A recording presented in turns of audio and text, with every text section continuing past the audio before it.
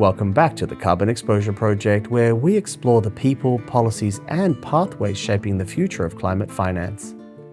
Today's episode is part of a special collaboration with This Week in Carbon, hosted by Edward Smith and recorded live at the IETA European Climate Summit in Lisbon. Our guest is Galia Orme, Head of Projects and Legal at OneTribe, a company helping corporates navigate the voluntary carbon market through project due diligence, storytelling, and tailored portfolios. With a background in commodity trading, Galia brings a unique perspective to the space, making the case for clarity, trust, and co-benefits in a market often clouded by confusion. It's a thoughtful conversation on how to build real confidence in carbon markets. Welcome to the Carbon Exposure Project.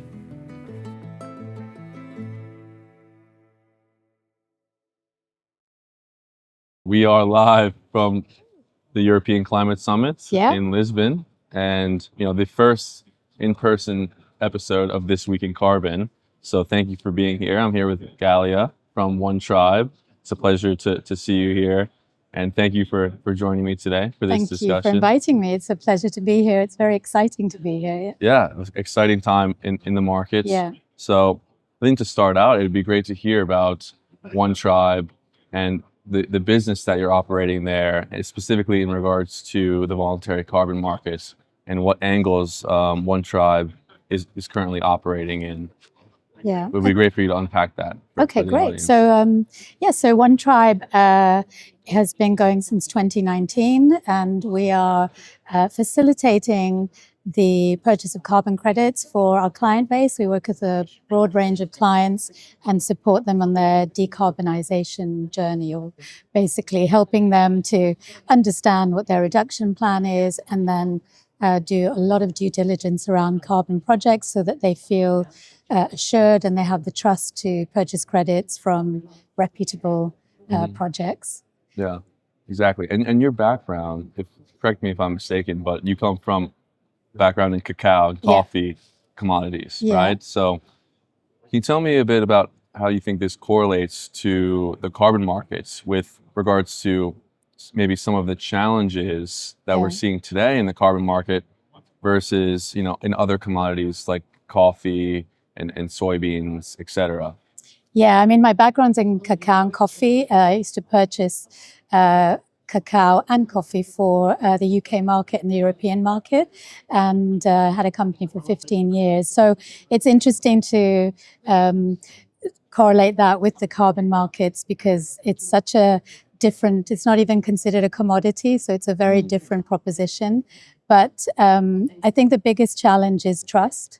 And, we find clients that don't know what is a reputable carbon credit and how can they trust that the actual credit either is the volume that they're offsetting or is actually going to the project developers. I've had so many different questions from clients who really don't understand what a carbon credit is, because we're effectively selling air.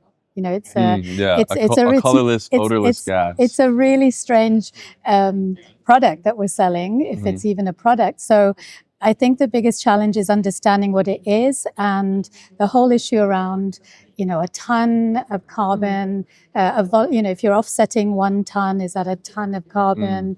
Your emissions equals 1 ton. And I think it's really confusing, and I think the market is confused, and there's a lack of clarity in terms of what people are buying, what are they offsetting with? So if I take my background in purchasing cacao or coffee, we would purchase a quintal or a ton or whatever it was that the coffee farmers would call it quintal.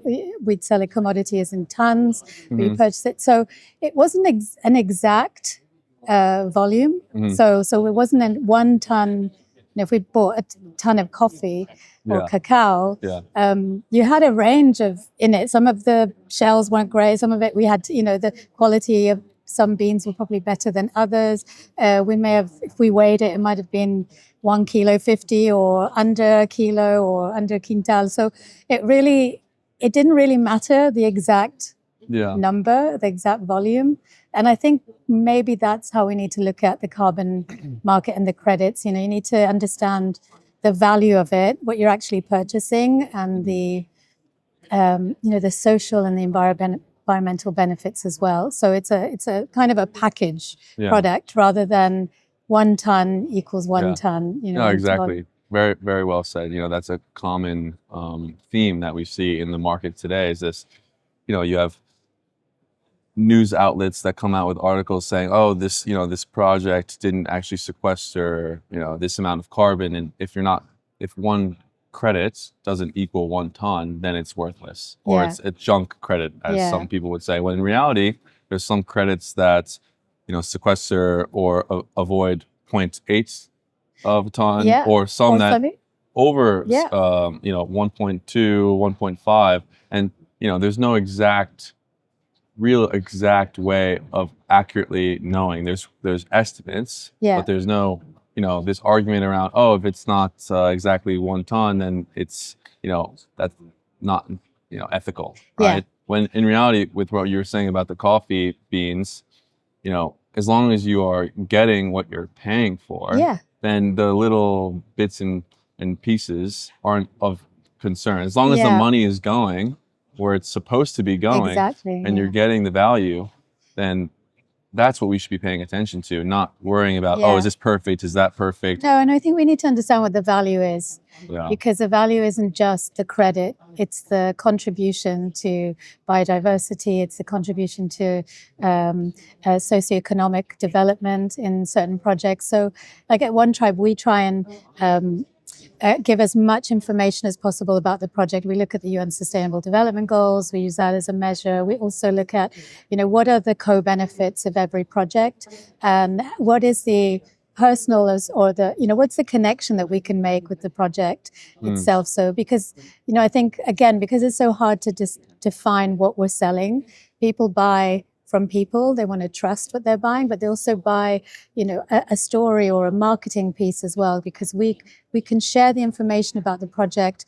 And it's not just your offset, but it's also generating content for marketing, sharing your project with your employees, sharing it with your stakeholders, with your clients, your customers. There's a lot you can sell from the project. It's not just that credit. It's a whole story as well, and a positive impact that you're having, and that impact is something that can be shared. So so there's not only environmental benefits for, but there's also socioeconomic benefits. And, it's not just a climate project. It's humanity and biodiversity. It's just good for the world. And often what we see is this paradox of, projects in other industries, like hydrocarbon industry, when there's mistakes or failures in those projects, in an oil and gas project, the criticism is nowhere to be found. Or there is some criticism, but it doesn't really matter because it's, an ongoing industry that's been, but for projects in the carbon market that try to make the world a better place, and are trying to impact people's lives and, have environmental stewardship, as soon as one little, hiccup or one little, oh, is this 1 ton, or everyone jumps on it, everyone criticizes it. It feels unfair scrutiny. It's over-scrutinized. It's over-scrutinized that, the market kind of shoots itself in the foot. And everyone defends instead of, we should be saying, oh, okay, yes, this may be a mistake, but look at all these other positive, externalities that we've created. So overall, it's not a failure. It's a great thing. Absolutely. So and we have a common goal, and that's what we're forgetting. Climate, the climate crisis is real. And, what are people doing about it? What are governments doing? What are companies, corporates doing about it? And, the value of that credit isn't just that offset. There's so much more. And it's a contribution to, preventing climate change or reducing the impact of climate change. So that's the ultimate goal. And I think there is a lot of unfair scrutiny. You're absolutely right. Definitely. And, what would you say are some of the challenges, that your clients are communicating to you, right? Because you mentioned reputational risk and greenwashing. They're afraid of buying credits that aren't viewed as high integrity or high quality. So that's obviously one of the biggest risks for buyers today. But are there any others that you're seeing? It's the confusion. I think I mean, the reputational risk is probably the biggest risk, but it's a confusion and not knowing where to start. So we get so many inquiries of we want to do the right thing, or we do need to comply with certain regulations in the UK or internationally, but we don't know where to start. And we want to have a reduction plan, and we want to do, create value as well for what we're doing and what our purpose is as a company. But where do we start? So there's a lot of confusion around that. There's confusion around what are valid projects. And also the whole concept, there's so many words out there. What are removal? We only want removals now. But what about, we don't want REDD+ projects. We only want removals. And no one really understands what the methodologies are and the contributions of these methodologies. So we have to explain a lot. And there's also the challenges of cost, because it's an additional cost for a company. So how do you mitigate your emissions at a price that is affordable, but is also doing the right thing, and it's a removals project, or it's a project that has a positive impact. So it's I think it's overcomplicated as well. So oftentimes a lot of corporates are left confused with which path to go on. They're following the Science-Based Targets Initiative or the Greenhouse Gas Protocol, and often it's different in different jurisdictions, right? So in the US versus the European Union versus in the United Kingdom versus in Singapore. There's a very complex nature of the market, and it leaves corporate sustainability teams a bit confused, and they just go wherever other people are going. Exactly, and the buzzwords. Yeah, with what you said with avoidance versus removal credits, we've seen in the last year a shift away from avoidance because of scrutiny and this high demand for removals, like such as afforestation and reforestation and blue carbon, and REDD+ has gotten a lot of scrutiny. But oftentimes they're not even sure why, but they just see other people doing it, and then they follow this trend. Exactly. Right? Yeah. And so that's what we're trying to do, is clarify it and simplify it. So we want to have as simple a proposition as possible for a company, so they know, okay, these are the types of credits. We explain the projects. We explain the value of them. We explain the difference between avoidance and removals credits. And often we'll create a portfolio of projects that are a mix and a blend of removals and avoidance. Or just, we really want to tailor it so to our clients and what they need. But there's there is such a lack of clarity. So a lot of my role is explaining and giving assurance that the projects genuinely exist, and they're actually avoiding or removing carbon. It's an interesting market to be in. Definitely, very interesting and very well said. Thank you. So thank you for joining today. It was great to have you on. We're looking forward to building, this relationship in the markets and to helping corporates understand the dynamics of the voluntary carbon market. So thank you. It's been a pleasure. Very much.